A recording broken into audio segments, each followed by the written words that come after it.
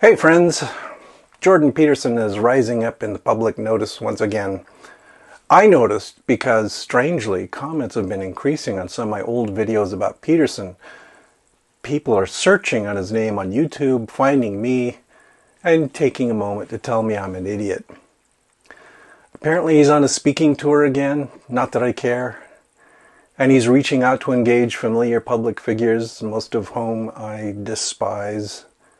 But he also had a conversation with Richard Dawkins, whose contributions to the public understanding of science I can respect, despite our deep disagreements on matters of social justice.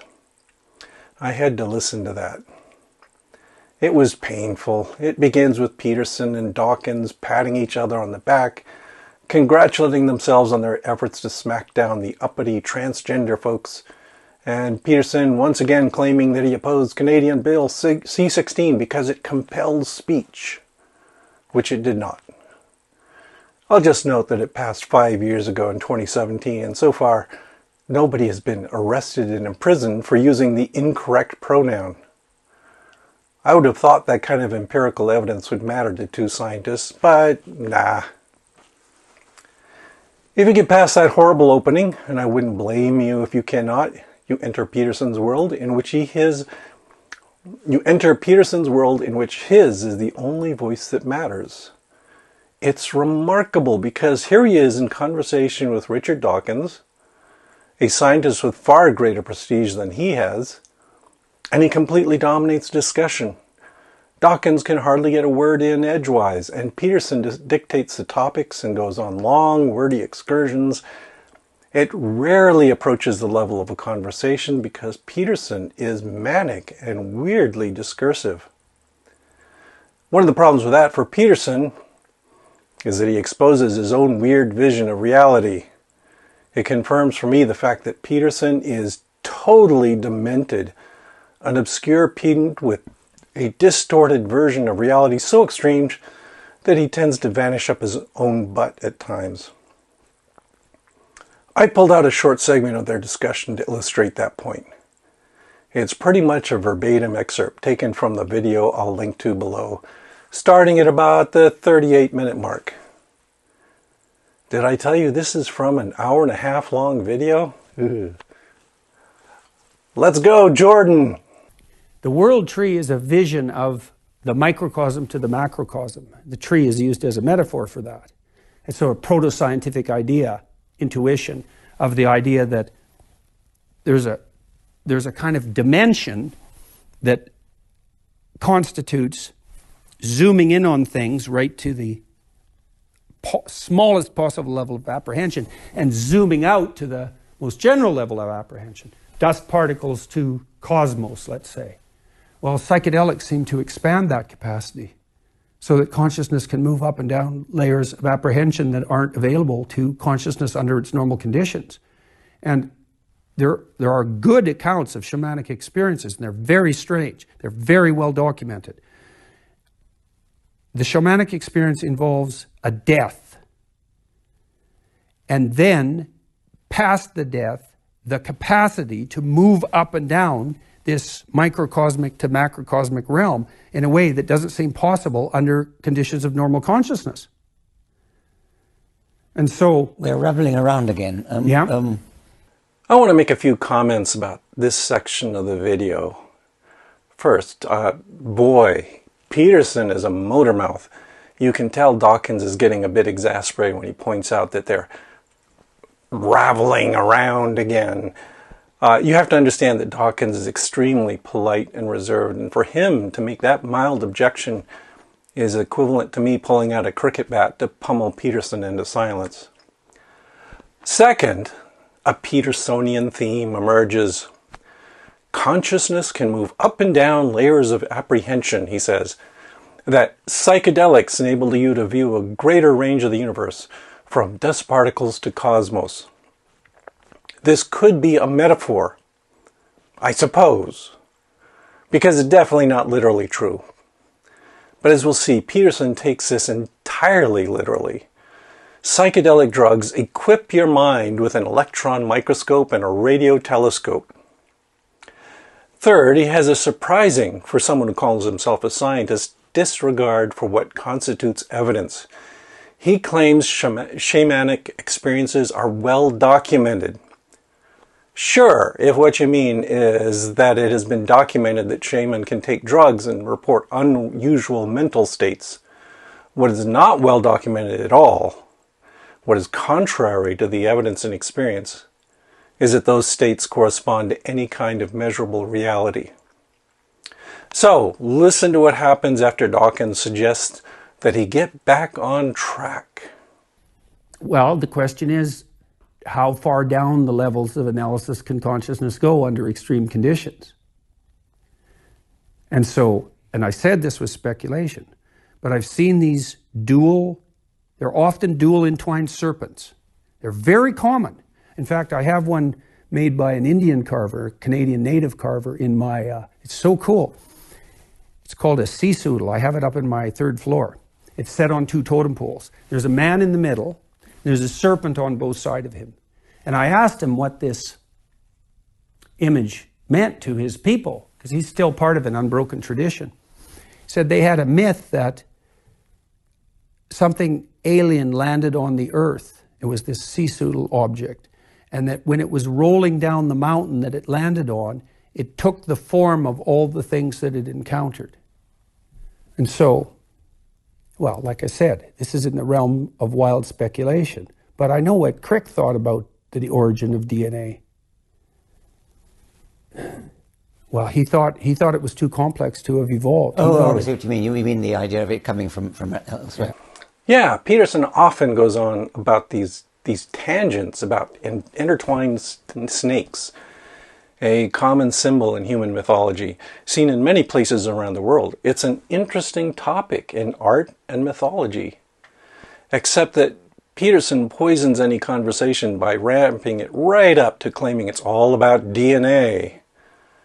The double helix model of DNA was not discovered until the 1950s. The idea that DNA was a chemical that encoded patterns of inheritance was not recognized until the 1890s, although it was discovered in the 1860s. Mendelian inheritance was not identified until the 1860s, and even then was ignored until the 1900s. You can't claim that the shamans of the world, who have existed for at least tens of thousands of years, had some deep insight into these concepts. Mendel and Miescher and Watson and Crick were not led to their discoveries by psychedelic visions. Another thing I want to point out is that word speculation. Peterson uses it a lot. Whenever he drifts off into credulous nonsense, he covers his butt by declaring that it's speculation. Speculation is his get-out-of-jail-free card. He's going to play it a lot. Also, I got to mention a bit of my own pedantry. The Crick and Orgel paper he's mentioning did not claim that DNA was too complex to have evolved. They argued that DNA may have originated from somewhere else because number one, the universal genetic code implied a common origin for all life on Earth. Again, that's not contradictory to the idea of life originating on Earth. And 2, they argued that some enzymes require molybdenum, a relatively rare element, to function. So that implied that they must have arisen on a planet where that element was more common. Both of these are bad arguments. And I consider that a very bad paper that only got published because one of the authors had a Nobel Prize. That doesn't matter here because clearly Peterson never read it. Now, I mean, I know that's an infinite regress problem. That's what was... Okay, so that was all that was behind that, bit of speculation, which I normally wouldn't have ever done. These coiling serpents. Okay, Dawkins got to say a few sentence fragments. Peterson tried to hide behind the speculation word, and then Dawkins gets to bring us back to Peterson's snake fetish. Will we get any progress? I think that under some conditions, vision can expand to the point where they can see down into the micro level. They can apprehend the micro level consciously. You think that our consciousness can extend down to the micro level, to the level of... I do. The micro level of DNA. Okay. This is a key exchange. Peterson comes right out and says it without calling it speculation. that he thinks people can apprehend the microscopic world at the level of DNA. I do, he says, without waffling. Does he appreciate that this is an insane claim? Dawkins accepts that Peterson believes this, but he really doesn't believe it himself, as well as we'll see. And right here, Peterson has exposed himself as a nut, and a bad scientist, and a weird believer in supernatural powers that he cannot demonstrate. If I were Dawkins, I would have shut this down at this point and said goodbye. Actually, if I were me, I would have shut it down in the first 3 minutes when Peterson made excuses for his transphobia. But let's push on a little deeper, though. Well, since we're on this topic, I have taken extremely high doses of psilocybin. Like 4 doses is enough basically to knock you out of your body. I wouldn't recommend it casually. I took 7 grams 3 times. And I had this shamanic experience. It was unbelievable. And I don't even know how, I have no idea how to make sense out of it. Well, I believe that. I can quite understand you have a most extraordinary experience. I've never taken such a drug, but I could imagine you had a most remarkable experience. But you've just said that you think that your consciousness can see into your cells and see the structure of DNA. That has got to be utter nonsense. I'm sorry. Well, like I said, I'm perfectly reasonable, willing to admit forthrightly that that is a highly speculative idea. Well, it is speculative, but it's also got to be false. Why? Peterson tries to recover by bragging about his experiences with psilocybin. No, this doesn't help his case. The question is whether the shamanic experience reveals anything about the nature of the universe other than something about the sensitivity of the brain function to exogenous chemicals. I've never taken psilocybin, but still vividly remember getting a massive dose of ketamine in a clinic. I had a massive knee injury, and I think the doctor wanted to stop my screaming. And I saw the walls and ceiling melt. I don't think I discovered a deeper reality. That plaster and tile were actually liquid? Nope. Dawkins gets strongly dismissive here. Peterson's claim is utter nonsense. I agree. It's false. I agree. Peterson tries to duck behind the magic shield of Peterson tries to duck behind his magic shield of speculation, but has to ask why it's false. Unfortunately, Peterson is going to throw up a wall of word salad in a moment, so they don't explore why it's false. The reason it's false is that there is no known mechanism for the operation of the normal brain, let alone a brain disrupted by excessive use of psychotropic drugs, to acquire new sensory processes. There is no evidence that drugs improve the ability of biochemists to perceive the structure of the materials they work with. Peterson doesn't understand this, which is more evidence that he's a clueless, unscientific twit. He should at least understand that subjective experience is not good evidence of material knowledge at a molecular level. Well, no, Yeah. And look, in all probability, you're right. Right? I mean, we're both wise enough to use Occam's razor, right? And I said that it's funny that particular statement got picked up because I think that was the most, what would you say? Speculative. Speculative idea that I'd ever uttered to my students. Yeah, well, fair enough. I mean, I understand that. It's strange to be in a position to defend it. I'm telling you that. why I made that, but there was more to it than that, because in this visionary experience, I could feel my consciousness go down these levels of analysis. And I could see things that they appeared to me in my field of imagination.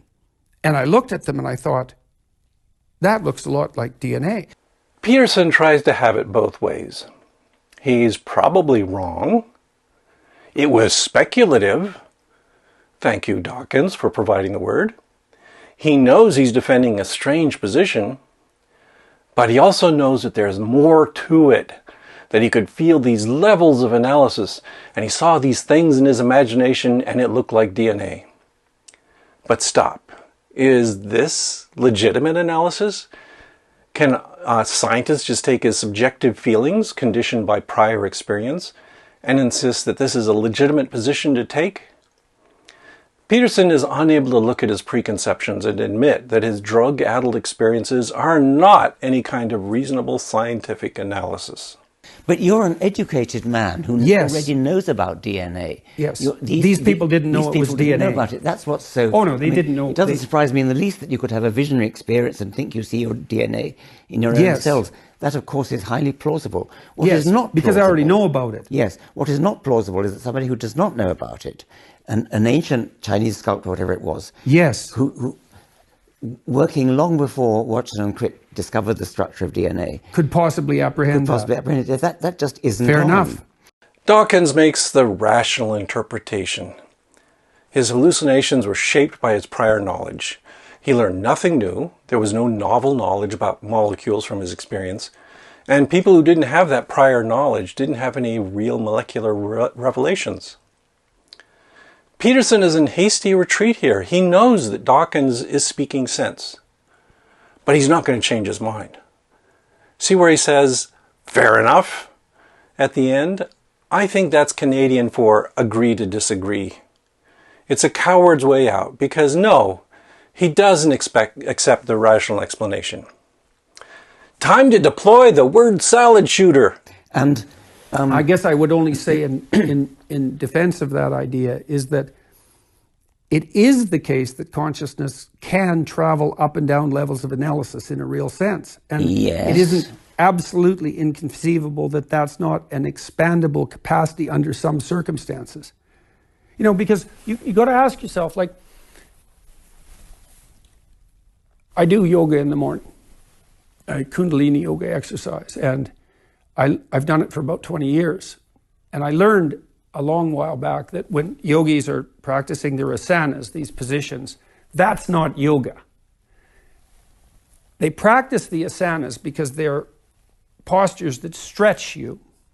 And then once they get to master them, they basically do an exploration of their body for places of discomfort and use the asanas to heal. And you might say, well, what do you mean heal? And well, my experience is that if I move my head, for example, down like this, I'll have a pain manifest itself in my back where I'm tight.